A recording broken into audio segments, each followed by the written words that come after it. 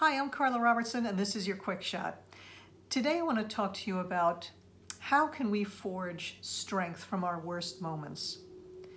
We all have them, and Andrew Solomon did a great TED Talk on this. If you go to TED.com, Andrew Solomon, great TED Talk.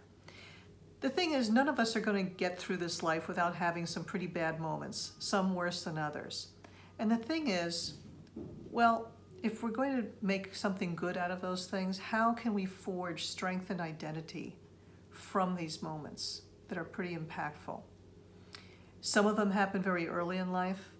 Most of the time you're going to have them throughout your life. So what can we do with them that will serve us actually? So just to share one from my early days, I mean, this is the earliest one I can remember. And it had a big impact on me. It lasted for years, that had a long tail on it.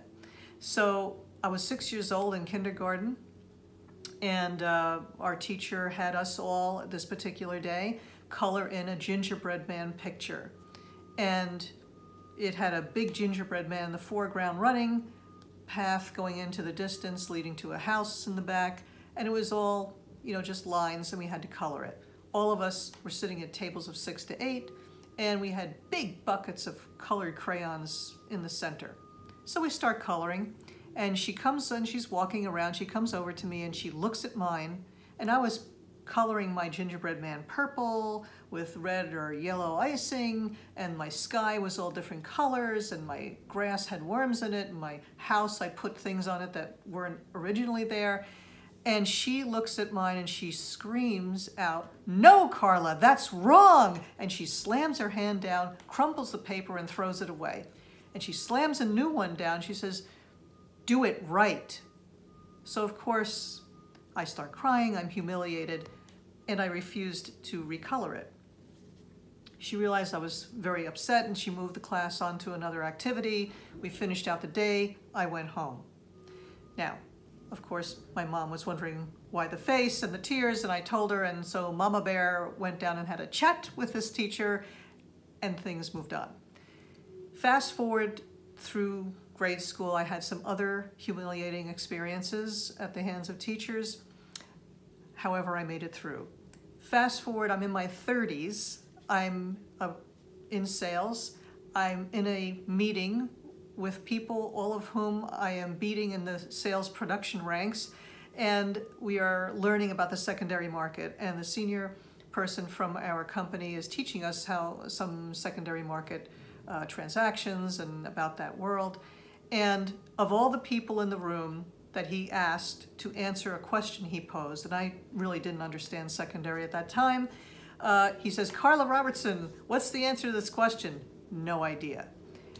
I am back in that chair in grade school, exposed for not knowing and not doing something right. And even though my friend who was sitting next to me was pointing at the answer, I was frozen.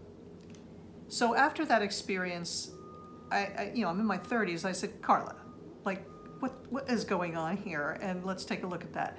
Where is this lack of confidence and immediate humiliation, So if you don't know, you don't know. I mean, sometimes you're not going to know the answer. It's not the end of the world. But it triggered something in me. So, and what it was is I feel stupid, right?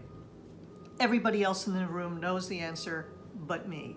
So I realized I had to go look at that. So I looked back at that situation way back then in grade school, and I said, you know what? I'm pretty proud of that little girl.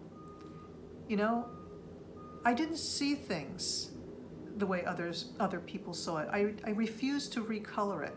And what I realized about me then and throughout my life is that I see things differently. I ask different questions. I say things differently. I have a different perspective, and that has brought value, and that has come back to me over and over again from clients, from friends, from people I meet. You just see things differently, and I bring that creative thinking brings something to the table that is of value. So I think that's where I choose to forge my strength and identity out of that story, so that it's okay to not see it like everybody sees it, or to not always have the answer. It's not about that. It's about bringing what you uniquely can bring, and you're not going to be great at everything. And just to forge that strength. I refused to just fall in line and color that gingerbread like everybody else was coloring it. And I think that was a lesson for me, and I brought that forward. And I think when you're a leader, you know, you're going to be leading people who will individually fail in your team, and you may also fail as a group.